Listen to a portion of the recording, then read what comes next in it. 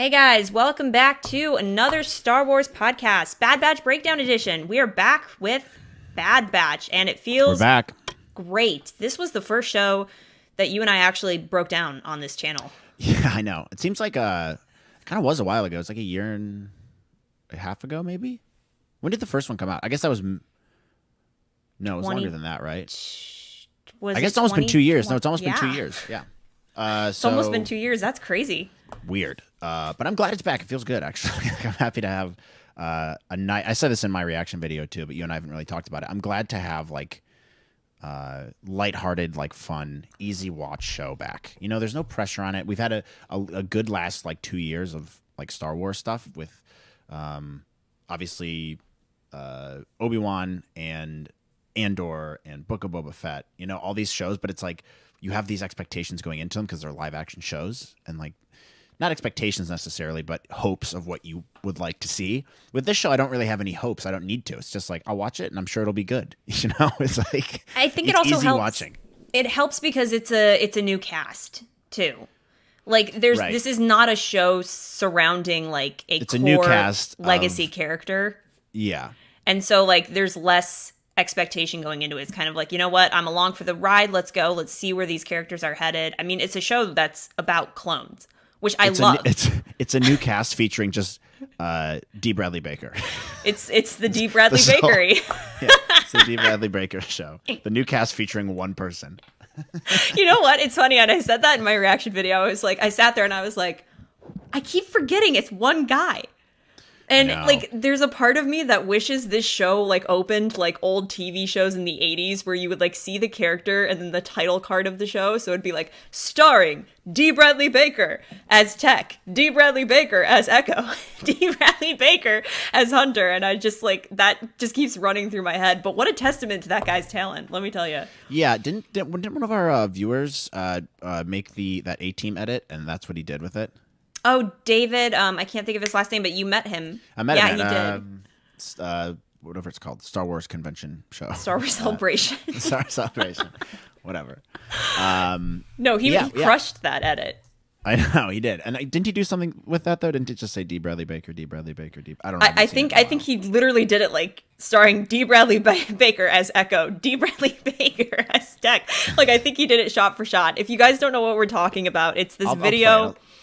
It's this video that one of our followers did doing an A-Team Bad Batch parody. He did it, and we talked about it on the channel like over a year ago. And Matt was fortunate to meet him in person. I'll definitely link the video here, but Matt, if you want to pull it up, let me see totally if I can share it feel free. The A-Team Bad Batch. It's the second one. Oh, okay. At the end of the Clone Wars, an elite commando squad of Republic troopers possessing special skills escaped from the Imperial Navy. The voiceover that he got his friend to do is fantastic. Today, still wanted by the Empire, they survived. Yeah, it sounds great. Of fortune. If you have a problem, Yeah, this one's the best one for sure. Baby, you need to hire the Bad Batch. Da, da, da. Dude, talk about a great intro for a TV show, though. Oh, fantastic. They don't make TV shows like that anymore. No, they really don't. If they did an intro like this for the Bad Batch, I would be totally fine if it was just the 80s. It works so well. But anyway, you guys, check that video out. It's honestly hysterical. I will link it, and shout out to David for that wonderful edit. It's fantastic. Shout out to David. Happy New Year, everyone, by the way. Oh, yeah. Happy New Year. Merry Christmas. Happy Hanukkah. All that good stuff. Yeah. So we're starting off the year strong. I forgot this actually premiered last week. I forgot until the day of, and people were posting about it, and I was like, oh, crap. So I didn't get to actually react to it till Friday. But really strong start. But before we get into that, I think we need to get back to our original segment that we used to do. We haven't done it in a while. Star Wars news. Star Wars news. And I think we missed out on quite a bit because the holidays came through, and I think some news dropped, and we just like were not doing podcasting at the time. But I think a lot of these are rumors, and I want to stray away from rumors, but I am pretty sure the casting was confirmed of Mary Elizabeth Winstead for Hera. I'm pretty sure that casting was confirmed because all the websites say exclusive. So-and-so has officially, or Mary Elizabeth has officially been cast as Hera, and I'm pretty sure that's confirmed. if that's the case, I called that like immediately when I heard that she was cast in Ahsoka for the first time. So this is not, this is not surprising to me in the slightest. Yeah. Exciting, though. I think it's good casting. If that's true. I mean, we were wrong before, right? With, what were we wrong about? Oh, Mina Masoon. Yes. That. Although, to be fair, he led everybody. Oh, he was a runner-up, though. He did audition for it. He did confirm that he auditioned for it. Maybe he shouldn't have been so boastful about his posting on Twitter. Maybe that's what got him. I don't know, man. I don't know. You never know, man. But the other guy that they cast, whose name escapes me, very much looks like the part. So we'll have to see. I have no, this guy doesn't have a track record that I can base it off of. But we'll have to see how he does. But his name Iman something. It's like Esfandi, Iman Esfandi, something like that. Right. Yeah, I think it's something like that. But yeah, Mary Elizabeth Winstead is Hera. That's not shocking at all to me. I don't know if I've actually seen her in anything, so I don't really know what she's gonna be like. So we'll have to see. I'm sure she'll be great. But yeah, that's probably the biggest bit of Star Wars news, that we have rumors on the Skeleton Crew show, on the Ahsoka show. I think it's no shock to anybody that Hayden Christensen is confirmed for the Ahsoka show. Oh, I just remembered another thing. That actress from Game of Thrones is reportedly playing a young Ahsoka. Did you hear that one? Oh, right. Yeah, what's her name again? I don't remember. Game of Thrones, Ahsoka is what I'm going to type in. Or House of the Dragon, excuse me. House of the Dragon. Savannah Sten? Yep. Something like that. Yeah, so that's the other piece of news. That's a pretty... I mean, and a lot of outlets are reporting on this one. I know a lot of people who love House of the Dragon. Our sister Carolyn included. I don't know if you've actually watched it, Matt. I know that you watched all Game of Thrones. But... I've watched Game of Thrones. I haven't seen House of the Dragon. My wife is not into Game of Thrones. She never watched it, so it's on my list of things to watch. But we are currently watching The Sopranos right now because she's never seen that, which is kind of a travesty. But that's what we're watching to catch her up on that, and then I'll watch House of the Dragon. So no, I haven't seen it yet, but I've heard it's good. But so this is the chick that'll play young Ahsoka. Maybe. Rumor. Maybe. I mean, that's a rumor right now, but so many places are reporting on it. It looks like it's leaning towards it could be the real thing. Which is great because I think if the World Between Worlds is going to have a major part in the Ahsoka show, which is essentially the place where all pivotal moments in time are happening, then I have to imagine that Ahsoka would be in the World Between Worlds and she'd be able to look back on certain aspects of her life. So I think that's a way that they could bring in Clone Wars Ahsoka. So if this is true, it's very exciting. I haven't seen that actress in anything. So again, I don't really have a frame of reference, but we'll have to see. They're just rumors at this point. So right. Well, exciting nonetheless. Exciting nonetheless. But we are here to talk about Bad Batch, get back into our Bad Batch breakdown series. So I have the 2-episode premiere summaries up, so I can go ahead and read those, and then Matt, if you want to kick us off, you can go ahead and do so. Sure. Isn't it funny that we're doing the Bad Batch breakdown? It feels like we've gone back in time. It does. It is really weird, but it kind of feels like coming home in a way, so I'm very happy to be doing it. So the first 2 episodes are called, or the first of the 2-parter is called Spoils of War. And it says, the Bad Batch plans a risky heist. And the second episode is called Runes of War, which is the Batch must decide who to trust as they plan their escape. So, Matt, Bad Batch Season 2 premiere. Give me some thoughts. Let's talk about it. Well, I liked this. I thought, it's pretty much one episode. Let's be clear on that. It's pretty much one episode that they could have just made it an hour premiere, if we're being honest. Yeah, but I'm fine with that. I don't care. I think this is how you should do a premiere. This is where I think they did a really good job. This is where Andor lacked. This came off starting off with really high energy, fun. They're on the beach. They're getting chased. Whatever. It's just really the whole thing. One word I could summarize it with, both episodes together. It's just fun, and it's kind of like what you and I had talked about with Andor, which is it kind of lacked that fun sense, like that Star Wars funness. And I think that's kind of what Bad Batch and Clone Wars and all these like kind of embody, is just like the Star Wars campiness, the funness. You know what I mean? It's like just easy watching where you're not sitting there like expecting something special or certain to happen. You're just like, oh, I'm just going to watch this and see what happens. So overall, that's what I thought of it. I thought it was just a good way to start it off. One thing I was confused about is I don't know what the timing is on this. I'm guessing it's probably like a year-ish after the events of first season. I don't know. I was trying to figure that out too. The main thing being is Omega's age.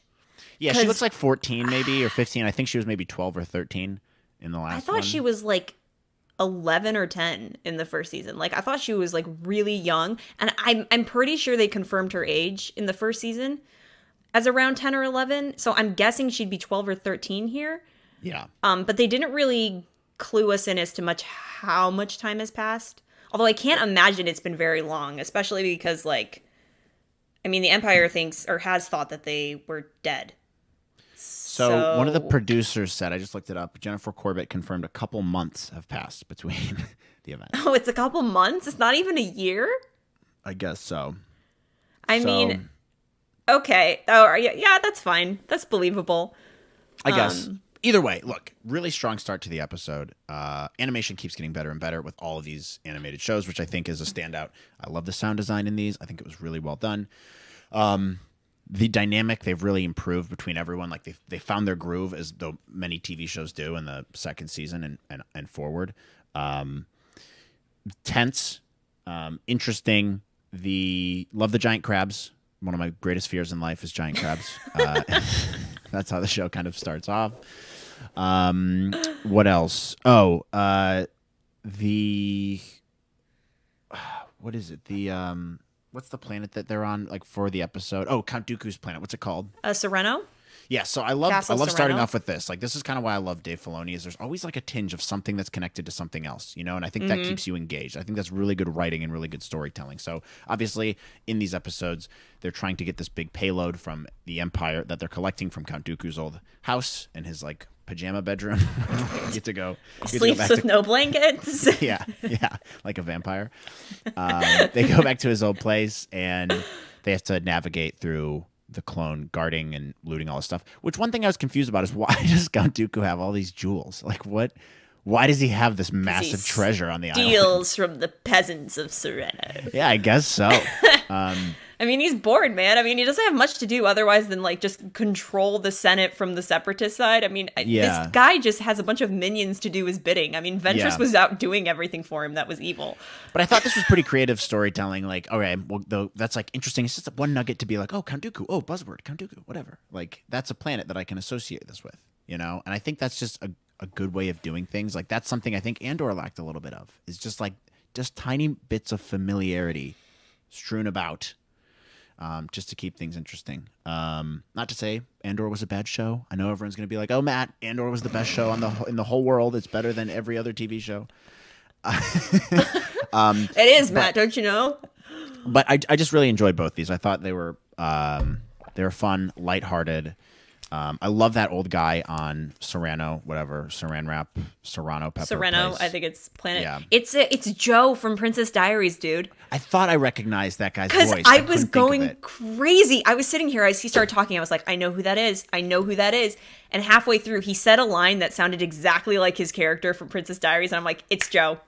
And Yeah, the I was actor's wondering- name... I was like, I know I recognize this, but I'm never gonna guess it. There you go. So you called it. I would have never guessed that, but I knew it was a familiar voice. Well, I laughed so hard because I looked it up in the middle of the episode when I was watching it. I'm like, that has to be Joe. And I looked up, but they had some cool guest stars. Wanda Sykes was immediately recognizable. Yep. So it's kind of cool to see them throw these big name actors in there. Yeah, I love that. I love that they get they're getting involved in the Star Wars universe. I think that adds a lot to the show. Like, really recognizable voice actors, having them in there is huge. I love that. Wanda Sykes obviously has a super iconic voice, so even though it's kind of a small part for this episode, I'm sure she'll come around more often. I'm sure she'll be back. They just introduced her, you know, it's just like the introduction to the character. Weird that they called Sid Mistress Sid. That was I so knew this bizarre. was coming. I knew this was coming because they called Nala Se Mistress Nala Se in the last season. Oh, dude, it's so sexual and weird. It is Mistress a little weird. Sid? Is she a dominatrix, dude? What's going on here? I like that AZ like we see AZ in the bar, so Oh right, yeah, the little droid from last season that Omega saves. So that was kind of cool to see them bring it back. But I do agree with you. I think the premiere was just pure fun, and I just had a really good time with it. I think it was solid in the sense where they're reintroducing you to the characters. You know, how you'll watch a show, and then when the next show comes out, you'll kind of forget about that previous show. So I think they did a really good job of reintroducing the dynamic, like showing us where the characters were at. I did appreciate the honed in focus more on Tech and Echo in this premiere. Yes. Yeah, They focused way more on them, and I really appreciate that because, like I said in my reaction video, they really put those two characters on the back burner last season. Like, last season was super focused in on the Hunter and Rika? Hunter, Rika, and Rosehair. And those characters and their dynamic between each other. And I feel like Tech and Echo were just kind of existing for the most part. But one of the most interesting things to me about the premiere is the fact that, like, you and I talked about this last season, is we were like, Echo really seems like he's going to leave the Bad Batch. And I think that they set this up in the premiere as a primary conflict of this season. Because he even talks to Hunter in the episode. He's like, look, getting Omega was a good plan. We got her.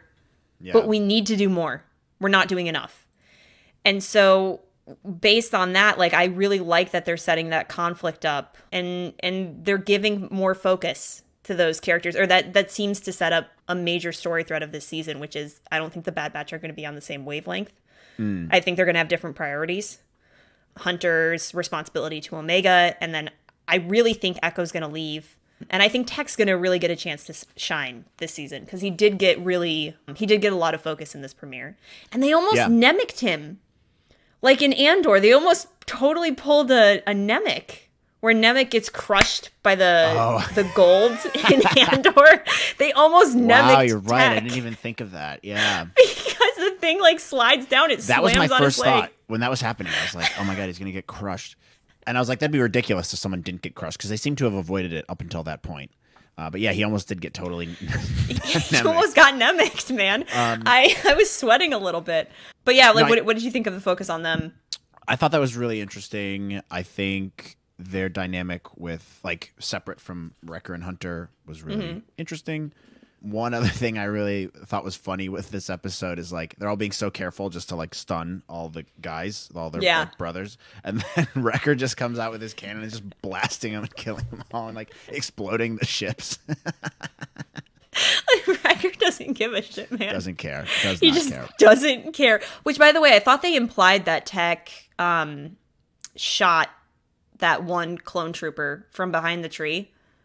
I thought they implied that he actually shot him and, like, didn't stun him. Oh, you're right. Yeah.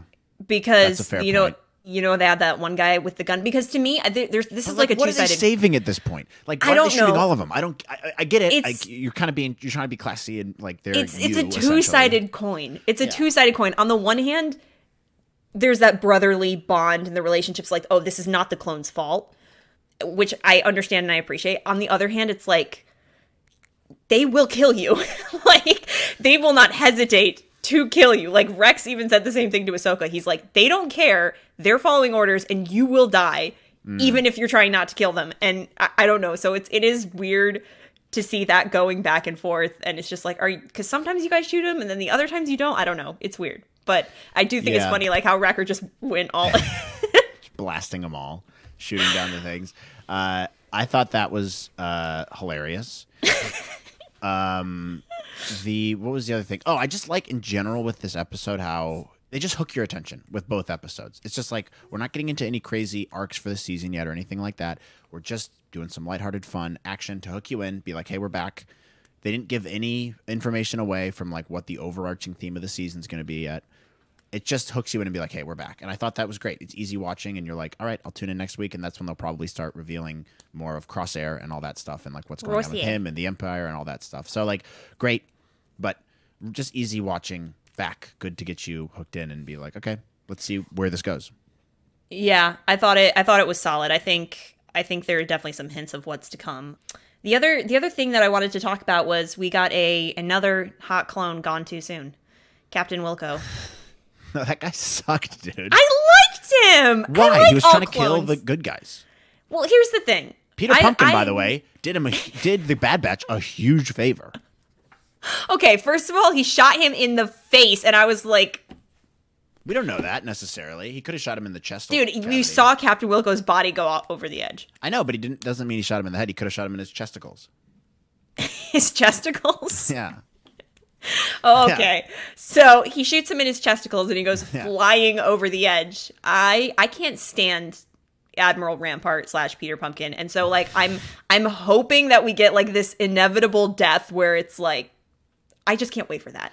Dude, he did the Bad Batch a huge favor. I thought it was going to be the end of it. I thought it was going to be like, oh, we know they're still alive. Oh, now we're going to go after them. Because the Bad Batch, they make those comments earlier in the episode about their like what the Empire's doing, what they're up to, like how they're not really like safe and they're kind of hiding out. Like Sid says something about that in the first episode, right? About like, oh, you think I've been out there and things are worse than you think, kind of stuff. Yeah. And it's like, oh, they're kind of flying under the radar. But I thought it was going to end of like Peter Pumpkin's like, all right, I'm going after them now. Like, no, I thought it was interesting because they did two things here. One, that means that Crosshair lied to the Empire, that he said, hey, they died on Tapoka City, which puts Crosshair in hot water.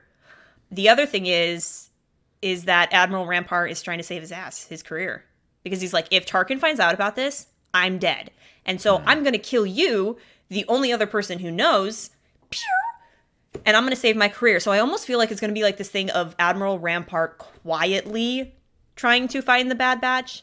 And I don't know if he would confront Crosshair about that. I mean, what do you think about that? Because that implies a lot of different things. Like, yeah, interesting. I guess I didn't really think about that. That's a really good point, though. I don't know. I think that's kind of a dumb move on his part, if that's what he's trying to do, because they just made a ruckus. Odds are, if they're back, they're going to continue to ruffle people's feathers. Mm-hmm. So you're not getting rid of the problem by killing Crew Cut Clone, whatever his name was. Crew Cut Clone? There's another nickname. We're going to be back with the nicknames this season, you guys. You got Hot Hunky Rex. You got, what do we call Hauser? Peter Pumpkin. Creamy Dreamy Hauser. Creamy Dreamy Hauser. And Crew Cut Captain. I'm gonna have to do something like with this. Make like merch off of these nicknames or something. Yeah, I mean,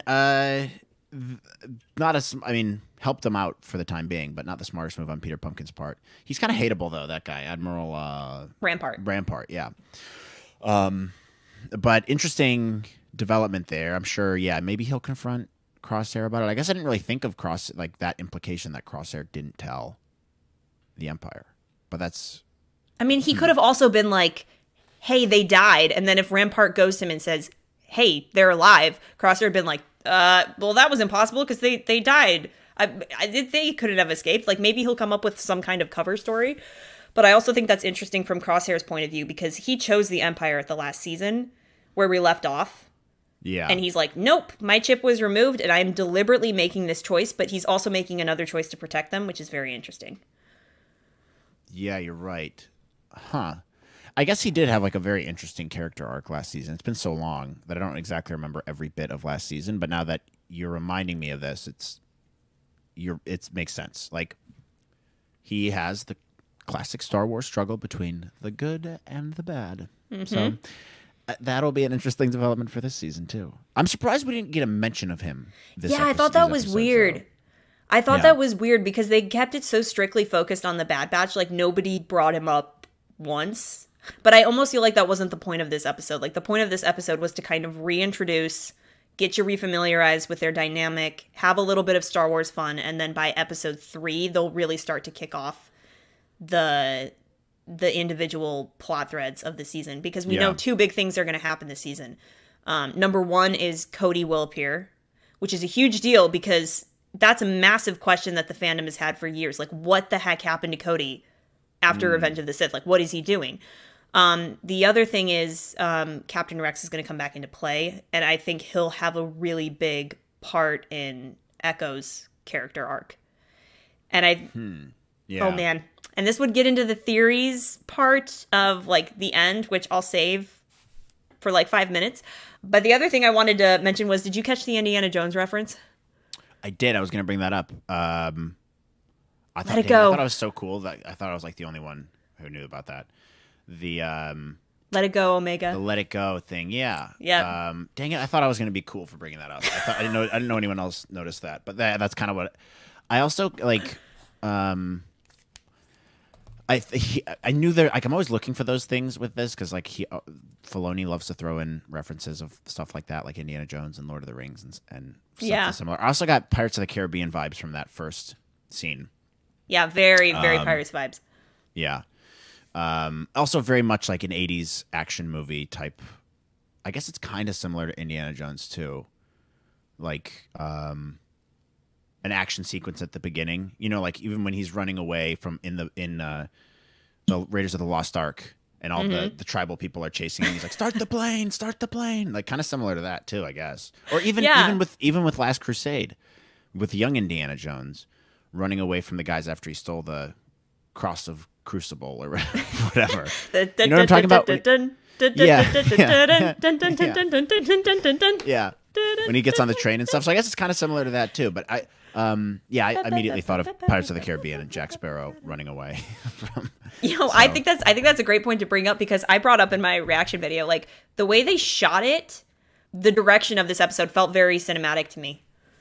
Like it felt very, I don't know, like well thought out. Like I just thought like the way that the action sequence started in the beginning, like the camera shots that they were choosing when they're showing you the planet of Sereno or the angles from which like the characters were walking. Like, I don't know, that was a huge standout to me in this episode.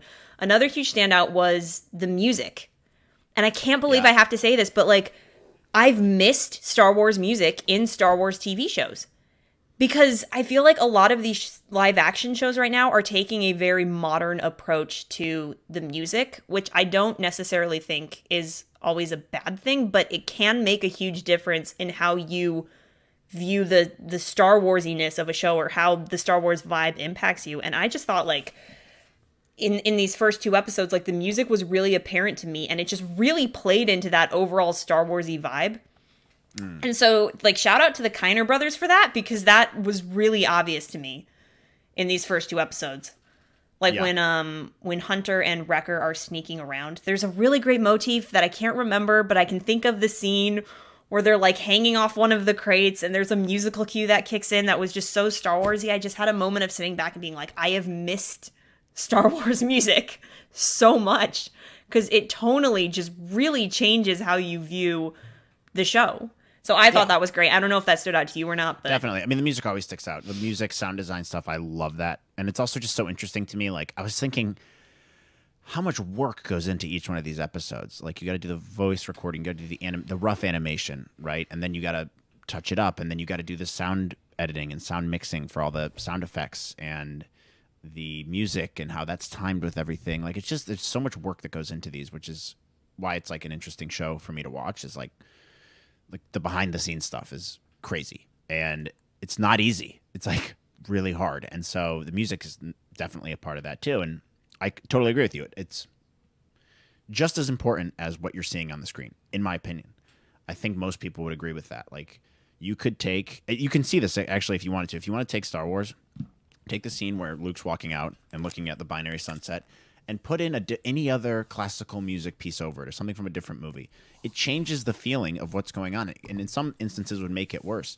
You take out the Imperial March from Darth Vader, doesn't have the impact. Or when he walks in on the Tantive ship, whatever it's called. Tantive 4 or Tantive 4, yeah. Yeah. And it goes dun dun dun dun, like, hey, this is the bad guy. You know what I mean? Like that's what makes Star Wars Star Wars. Star Wars, and I was talking to our brother Dave about this last night. Like Star Wars isn't like, it's not the pinnacle of film. It's campy, it's corny, it's cheesy. The dialogue's like average at best. You know what I mean? But it's all the other elements that make it cool. The music, the costume design, the set design, the story. The story is what makes it so good. Like, that's what glues it together. That's why it's become such an iconic thing, in my opinion. So, to your point, yeah, the music is super important. And that's an area I felt like Andor lacked in a bit. It's an area I felt Obi-Wan lacked in a bit. Obi-Wan, like, his theme was amazing.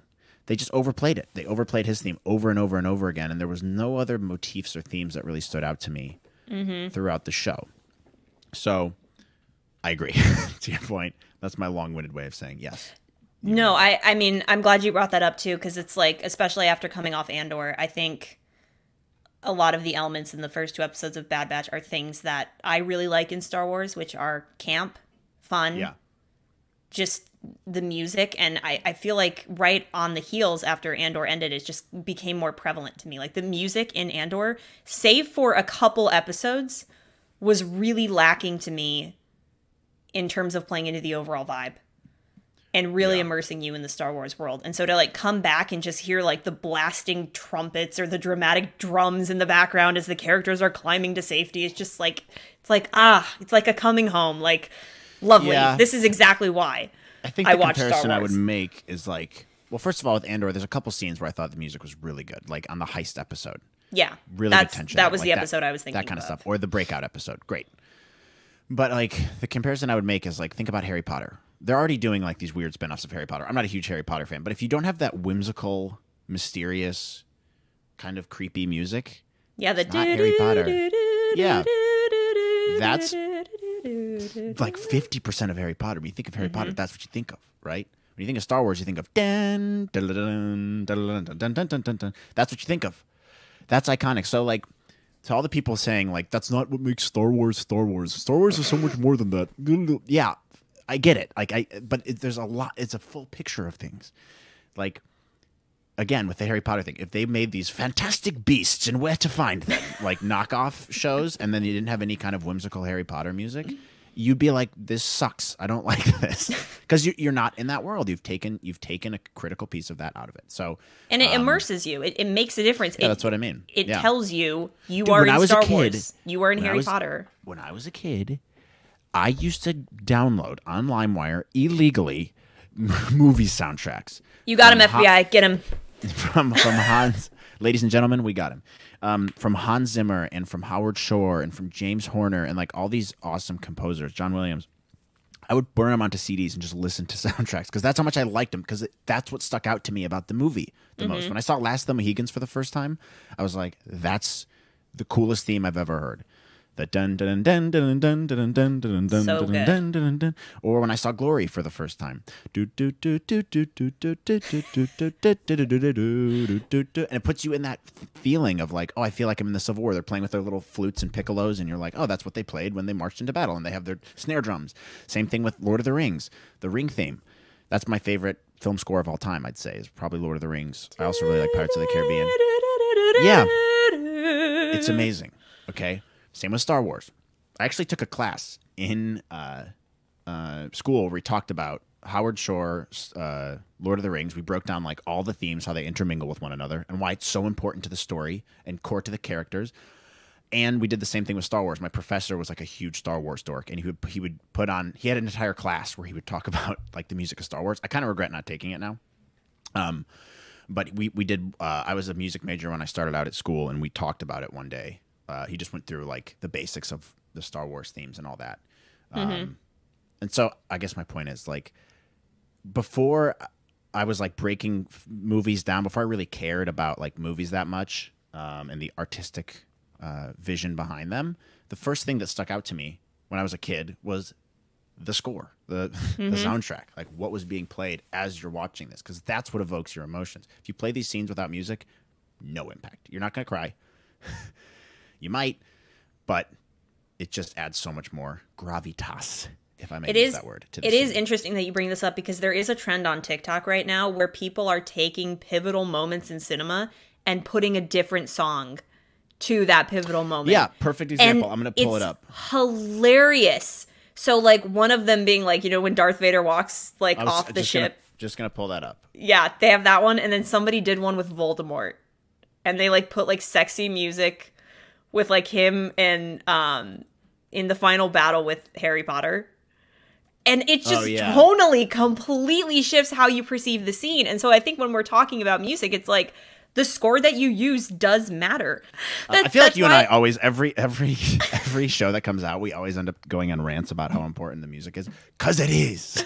The music is so important. And it, like, honestly, that's like the biggest beef I've had with the last few live action shows is utilize what makes Star Wars so great. The music. Don't be scared to bring the old motifs. Like, sometimes new things are great, but sticking with old stuff is also great. And you can do a blend between the two, which is very, very beautiful, and they can play off of each other. But, like, I feel like they, like, want to do something new so bad that they're straying away from any sense of the old. And I think it can, and it has hurt shows in the past.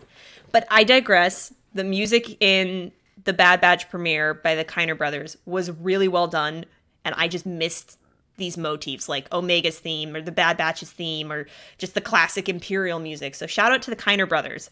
We're going to have to get them on the show to talk about this, but I would love to. I would love to talk to them. I would love to break down their process and just be like, how do you approach this? Because I've never talked to somebody about this before, and I would just love to hear how they get into it. So yeah, I totally agree. If they're listening, please come on. Hey, Kiner brothers. One last thing I wanted to talk about, and then we can get to, I don't know if we did viewer thoughts at all, but one last thing I wanted to talk about that I thought was interesting that stuck out to me is the reintroduction of characters that you talked about with all these guys and how they've really taken Omega under their wing, and they're like being good dads. Like, they're making her learn, which I thought was interesting. Like, because she is, what, 13, whatever, 14? Like, you do have to learn stuff. You should be in school, you know? So I love how they're like, that was just an interesting part. Is like, that they're like quizzing her. And yeah, and I love how they connected that. It was just a nice connection to them on that freighter ship or whatever, and she knew about it. You know what I mean? And then, like, what's his name? Tech is like impressed with her. He's like, that is correct. I am impressed. Which, we just, side note real quick, Tech is so pretentious, but like, I love him. I love how pretentious he is. He's like, oh, the likelihood of this happening is 75.510 to 2, and he's kind of like C-3PO in that way, and then he'll say something like, and I am never wrong. Yeah. So, like, he's got a bit of like a 3PO complex to him, but I was really entertained by his, I don't know, like, dynamic with all of them in this two-parter. Totally. And by the way, bro just hopping around with a smashed leg. He's like, he kind of proved himself this episode, like, is kind of what a badass he is. Yeah, him just like going after Echo goes after Omega, and then him taking on those two troopers. Yeah. I'm like, you have a smashed leg, my man. Nice job, pal. Anyway, I really did appreciate Tech in this episode. I was like, oh my god, they're making me reattach to him. Yeah, I think it was a very good start back. Easy, very solid, fun, no pressure, and I'm looking forward to seeing where they take it. It's just little nuggets here and there that are interesting. The Dooku stuff, the Omega Boba Fett stuff, which, again, I'm still surprised they didn't bring up any of that in Book of Boba Fett. Like, weird. Missed opportunity, in my opinion. Something that I've brought up in my video is because Mandalorian might be going on at the same time as this show, I wonder, because Dave Filoni's overseeing both shows, if he'll make story connections in Mandalorian. Because if you remember at the end of last season, the scientist that Nala Se meets on that planet in like the final scene is the same kind of scientist that we see in The Mandalorian. And I'm wondering if we're going to get story crossover. I'm well aware that both these stories take place at two different times in the galaxy, but I think there are a lot of story elements that could cross over, especially in regard to like the cloning aspect of the show. Because Omega was created to be a new type of clone, and they're trying to clone like baby Grogu. So are we going to get some Bad Batch potential mentions in The Mandalorian? Yeah. Just because those threads seem to start to be connecting. So that's just something to think about. Yeah. Good point. We'll see what happens. That actually that'll be interesting to watch the Mandalorian at the same time, which comes out pretty soon. So we'll stay tuned for that. Do we have any viewer thoughts, questions, anything like that? I mean, some people commented on our community page. Oh, great. Well, let's check it out. Time for the segment called What Are Your Theories? Or we can call it Viewer Thoughts. What do you guys prefer? What are your theories or viewer thoughts? What are your theories? Starring the Another Star Wars podcast community. You should do voice acting. I got actually told that at work. I would love to, actually. Voice acting would be so fun. It would be so fun, man. I just have no idea where to start. Well, D. Bradley Baker has a website. I'm just kidding. No, he totally does, though. He has a website it's called, like, I Want to Be a Voice Actor. I think. Really? Yeah, and he also takes pictures of bugs, dude, as a side hobby. No, look this up. It's adorable. D. Bradley Baker like takes pictures of like bugs as like a hobby. And it's actually like really cool. Like he's got like this fascination with bugs, and I think he writes blog posts about them. I don't know why I brought that up, but it's just something that he does in his spare time. If you guys want to check it out, you should go on his Twitter. I think he has all his links there, but interesting. Anyway. All right, let's jump into some questions. Do you have any pulled up? I do. I have one from @JimShows. It says, I like it so far. I am ready to see where they are going with the story of this amazing team.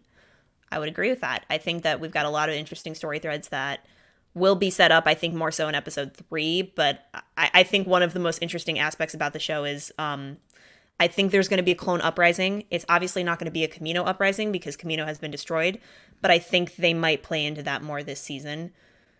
Based on how many... we know that they're still using a fair amount of clones, even though we saw the conscripted soldiers last season. Yeah. So I think that we might get some kind of clone uprising, which would be very cool. You and I thought that was going to happen last season, and it ended up not. But I could see that happening. I think the potential is definitely still there. It's good potential. Galen says, love the animation of the island. Old friends die hard. I don't know what that means, but I did love the animation of the island as well. Broadside Dustman says, I love it so far. Great. Same. Love it in the first 2 episodes. How do you say this username? Avak18 says, only one thing. I still hate Imperial officers, especially after the end of the 2nd episode. Yeah, Rampart's a little... I called him a little B-word in my reaction video. I was like, man, I hate this guy. I hope when he inevitably dies, it's delicious. You know? Yeah. Like, you get some bad guy deaths, and you're like, that was just nice. Peter Pumpkin's just doing what he thinks is best. He's the Cyril of this season. No. No one is as bad as Cyril. Cyril is, like, maybe the worst character in Star Wars. Anyway. He's up there. The guy of 519 says, fun. Cool. Neil McNulty. That's what it shows up as for me. Nikolai Stoikov. Nikolai. Is he Russian, maybe? Calls it filler. And animation confirmed to be worse. Cause of time and budget issues. I don't know. I thought the animation was good. I mean, listen up. It's early. Season 2, it's the first 2 episodes. Let's feel it out. Let's see how it goes. Let's see where the story goes. But I think in general, I think everybody agreed. Very solid start to the season. I think everybody just had a great time getting back into these characters and re-getting to know them. I think it's a fun crew. I think there's a lot of story potential this season. I think they set up a lot of story threads last season. Like, Omega's pretty much a mystery still. What are they going to do with Crosshair? How are the Bad Batch going to split up or maybe stay together? I think there's like a lot of story potential, and I'm excited to see where they take it. I mean, this is a show about clones in a time of the Empire that hasn't really been explored up until this point, and I am just here for it because of that. I'm like, this is interesting. Like, we've never done this before. Let's delve in. I want to see what stories unfold. Yeah, I agree. I think there's a lot to be explored here, so we'll see where they end up going with it, but I think that's all the viewer thoughts. Easy watching. I think we both agree. We're glad to have it back. This will be a fun watch for the next couple weeks here. And you guys can stick along for the ride with us. So make sure you follow us on Instagram, Twitter, TikTok, *Wars_pod. Listen to Spotify, Apple, anywhere else you get your podcast. Also, click the like button if you guys enjoyed this. Or even if you didn't like it, click the dislike button. Any kind of engagement is good for us. And we appreciate it. Click subscribe, notification bell, so you know when the new episodes come out, new reaction videos. We got an exciting year in front of us. Mandalorian, Ahsoka, right? Yeah. Bad Batch. And then we'll be doing some other fun stuff as well that we've been talking about. Oh, Jedi Survivors comes out in 2 months. So that'll be March. We'll do some live streaming of that, which will be really fun. Is that really 2 months? Mm-hmm. Yeah. Holy March cow. 23rd or something like that. I don't know. Don't quote me on that. But really quick. It's coming out soon. That's actually my most anticipated Star Wars moment of the year, probably, because I loved the first game. So we have a lot of good stuff coming up, is my point. So you don't want to miss out on it. Click subscribe. Chill out with us. Let's have a fun Star Wars year together. A grand old time. Any last thoughts, Liz? Nope, except for I'm just glad to have the Batch back. It should be a very fun season. The Bad Batch back. Triple B. Anyway, Triple B. And Peter Pumpkin. Yeah, and Peter Pumpkin. He's a little stinker. Not as bad as Cyril, but he's getting up there. He's up there. Thanks for tuning in, guys. We will see you in our reaction videos this upcoming week and on the 3rd episode of Bad Batch Breakdowns. Glad to be back. We'll see you in the next video. See you guys later. Bye. Bye.